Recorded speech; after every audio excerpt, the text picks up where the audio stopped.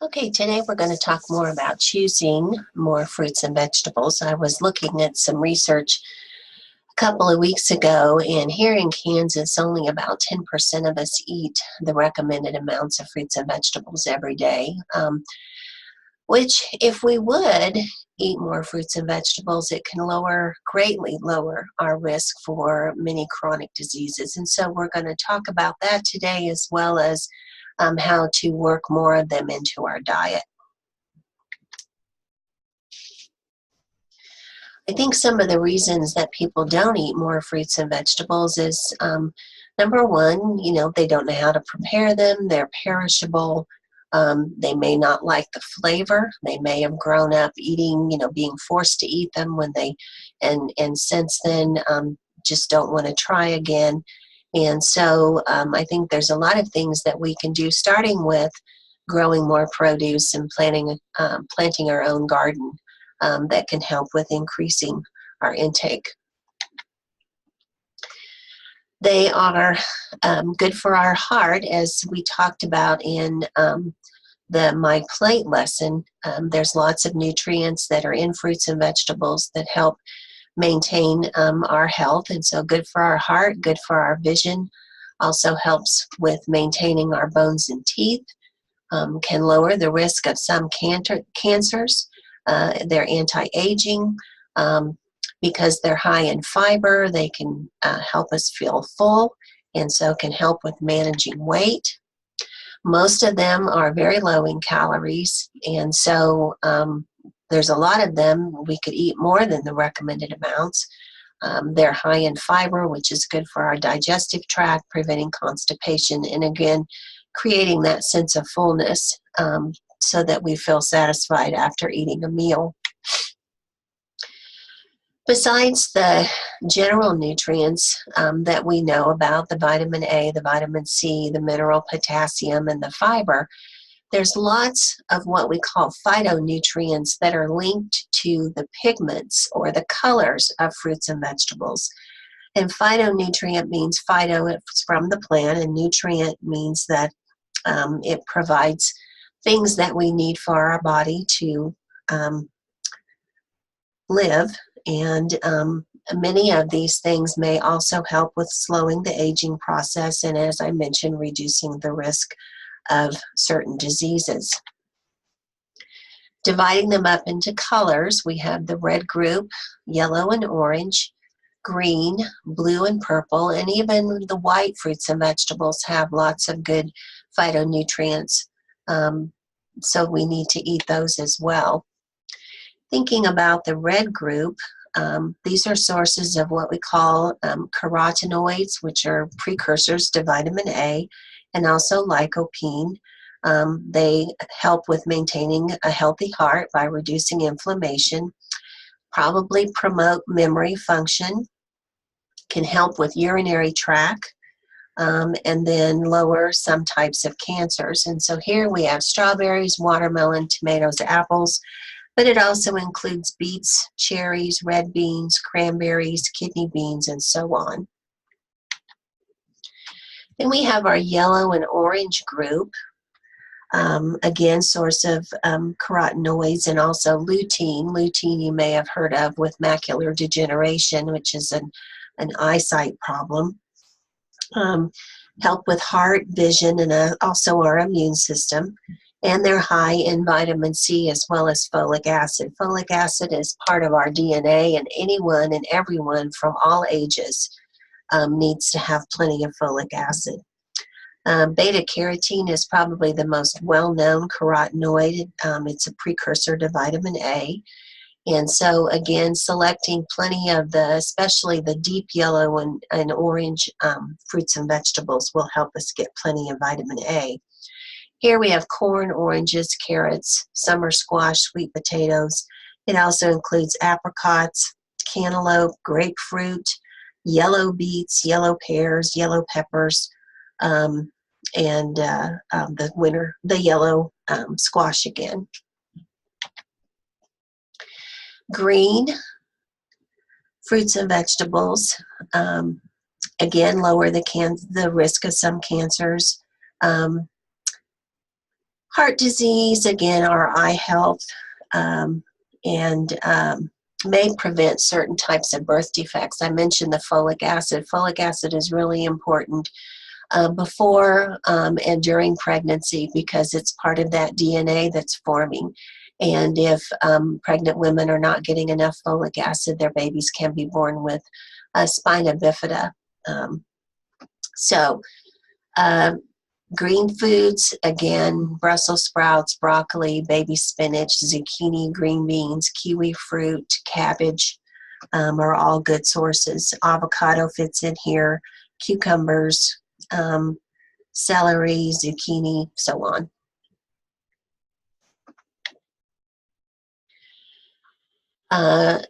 Talked a little bit already about the folic acid. There's also the vitamins and minerals. Some of our dark leafy greens may contain some little bit of iron. We're not sure if it's absorbed as well, but it could be a good source if you eat quite a bit, and the antioxidants as well as the fiber. Antioxidants are kind of the same thing as phytonutrients. We call them antioxidants because they help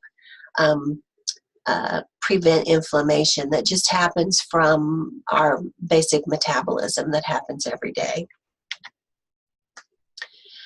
Blue and purple, again, good for memory as well as healthy aging, and may help with urinary tract as well.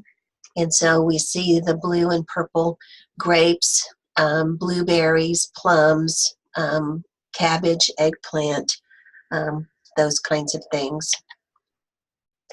And berries are really, overall, no matter what color they are, packed with all kinds of nutrients. And so it's a good idea to try to eat quite a few berries several times a week. And then we have the white group, again, good for heart health as well as lowering cancer. Many of them are part of the cabbage family, and so things like cauliflower, they often have, those smells. Well, the smell, especially with the cauliflower or the garlic or onions, is linked to the antioxidant that's good for us. And so bananas, black-eyed peas, dates and figs fall in here. I mentioned the garlic, great northern beans, mushrooms, onions, even peanuts fall into this group. So I want to mention again about the beans and legumes. They're kind of that 2 for the price of 1 nutrient dense food. They are an excellent protein source, and they're low in fat. They also provide the fiber, and then they're full of vitamins and minerals. And so they're a great alternative to other protein foods. And we encourage trying to eat them several times a week. And, whether you do frozen or canned, or even you get the dry ones and soak them yourself and cook them any way, they're all economical. Want to especially focus on a variety of vegetables in all colors, but the dark green, the red, and the orange tend to have the most amount of phytonutrients for the money. And so, eating those several times a week is recommended. So how much every day? Generally, with children, about 2 cups, young children, and then we get up into 3 to 5, and so women and men 3 to 5. And so actually, if you could target for 5 for men and women in general, that would be great. A little bit more on vegetables, more of the 2 to 3 cups, and then on the fruits, about 2 cups. So what does that mean? What is a cup? A cup would be a measured cup of cooked vegetables, or a measured cup of raw vegetables that might be chopped up. The exception is that if you're eating leafy greens, because they're kind of fluffy, we need to eat a little bit more. So 2 cups would equal to 1 cup. So here's an idea. A cup is about the size of your fist, and then that's what 2 cups would look like. If you're buying a bag of spinach, generally it's probably about, a third of the bag. Looking over a day's menu, if you would include a cup at lunch and then 1.5 to 2 cups at dinner, you would have your vegetables for the day. So fruit, again, 1.5, 2 cups. A cup is a fist-size piece of fresh fruit, or something like the size of a baseball. So an apple, a pear would be about a cup. A cup of fruit that's cut up, whether it's fresh, canned, or frozen. A half a cup of dried fruit, because the water's taken out. A half a cup that would be equal to a cup of regular fruit, and then about 8 ounces of fruit juice. So there again, medium piece of fruit, or cup of fruit, or a half a cup of dried fruit. So give you an idea. So including a cup at breakfast and then a cup at lunch, you would have your fruit for the day. Let's talk a little bit about fruit juice. Fruit juice will provide vitamin C for the most part, and maybe a little bit of vitamin A, but it's liquid, and because they've removed everything except for the juice, and so you're not getting the fiber. And so once you've had your cup for the day, if you're drinking it all day long, it's kind of like drinking soda pop. And when you do select juice, you want to make sure that it's 100% juice. If it says a juice cocktail, a juice drink, it's probably not 100% fruit juice. And so the only one here is the orange juice. Everything else is a juice type drink, which means it's probably had some sugar added to it. How much juice should your family drink? Really important to limit juice in children. So for infants, no more than 4 ounces a day, young children 4 to 6, then 8 to 12. And really for adults, we encourage you to do the fresh, frozen, canned, or dried rather than drinking any juice at all.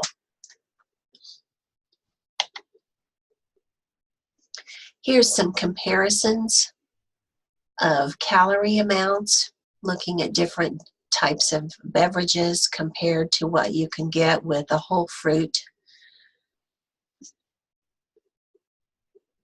So, and a good rule of thumb is, if you're wanting to look at sugar and see how much sugar is in a particular food, sugar is found naturally in fruits and also liquid milk, dairy milk, cow's milk. And then when the new food label, you may be seeing some now, is in effect by 2020, it will tell you how much added sugar is in that particular item. And so 4 grams of sugar is equal to 1 teaspoon of sugar. And so if something has an added 40 grams of sugar, 40 divided by 4, that means you're going to be eating about 10 teaspoons of sugar in that particular food or beverage. So sugar adds sweetness, it adds flavor, it helps with tenderizing when you're using it in baked goods, but that's about it. It doesn't add any other nutrition like what you would get in a whole piece of fruit.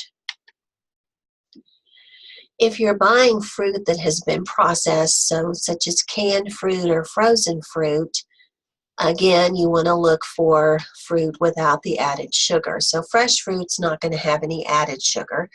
Canned fruit, well, if it's packed in water or juice, would be good. Now, once in a while, you can find a good deal on fruit that's canned in heavy syrup. If it's an economical buy, what you can do is buy it and then rinse the liquid off of it and reduce the sugar that's in that fruit. And then if you're buying frozen, again, you want to look for just plain frozen fruit without any added sugar or a syrup added to the frozen product. We talk a lot about food safety and fruits and vegetables throughout this course, so just a good reminder, if you have fresh fruits and vegetables, you do want to wash them just in plenty of plain running water. If they're hardy or have a peel, you could scrub them with a vegetable brush under the running water and help loosen any germs or dirt that might be on them. And then you want to make sure that you store them away from anything that can contaminate them, so raw meat, poultry, seafood, etc. Whether it's fresh, frozen, or canned, all frozen or all produce has plenty of good nutrition. The frozen and the canned are harvested when they're the most ripe, and so even with going through the freezing and the canning process, there's still lots of good nutrition that has been maintained. If it's fresh, we will talk a lot about selecting fresh produce in a later lesson. It should look fresh, it should be appealing. If it's getting old, then it may be losing some of the nutrition. And so something to keep in mind. We do encourage that, to go to the farmer's market and support our local neighbors if they're selling at the farmer's market. And so, again, there's lots of things that will be in season and really be more at the height of freshness, and probably will taste a lot better. We've gotten to where we have fruits and vegetables that travel all over the country, and so that they travel and arrive in good shape. Often they have been bred to do that, so they'll be hardier, but sometimes when that happens, we lose the flavor. So another reason to keep in mind. To get more fruits and vegetables in, keep a bowl of fruit on your counter. If you're having some produce that's getting a little old, you could turn it into a smoothie with some yogurt and some milk or juice. Add vegetables to your baked potato. Keep lots of ready-to-eat vegetables on hand for snacking. And then a little bit about storing, which we'll talk a lot more in the harvesting, preparing, and storing lesson. But keep an eye on your refrigerator temperature. You should have a food thermometer in there, a refrigerator thermometer at about 40 degrees. Not a good idea to wash your fruits and vegetables before storing. It just adds more moisture, and then they tend to mold and spoil faster. Make sure that they're dry. Purchase what you can use within 3 to 5 days, and then once you have washed and cut up the produce, any raw produce, it needs to go into the refrigerator. There are some things that you want to store in a cool, dry place because refrigerating will change the texture and the flavor, and so potatoes, onions, winter squash need to be in a cool, dry, and even dark place. Other ways to get in more fruits and vegetables, adding them to soups and stews, adding a lot more to your sandwiches, adding fruit to cereal. You can add vegetables to spaghetti sauce or pizza, and then just keeping lots of frozen vegetables on hand to microwave and add to any meal. Stir frying is a great way to use up all kinds of different vegetables. So maybe it's a clean out the refrigerator day, and you might have a little bit of canned vegetables, maybe some frozen ones, and maybe some fresh ones that you need to get used up. Again, add a little bit of cooking oil, and then stir and cook until they're crisp, tender. I think a lot of times people don't like a lot of vegetables because they've been overcooked, and the color, it turns to an olive green or a color that's not very appealing, and then it also changes the flavor. The flavors become stronger and more bitter, and then they're not as appealing. Talked about the pizza with vegetables, adding more soups and salads, substituting vegetables for fries, getting the salad at the buffet, and choosing fruits and vegetables for quick snacks. So that wraps up this lesson on fruits and vegetables, and we'll talk more about harvesting, storing, and preparing in another lesson.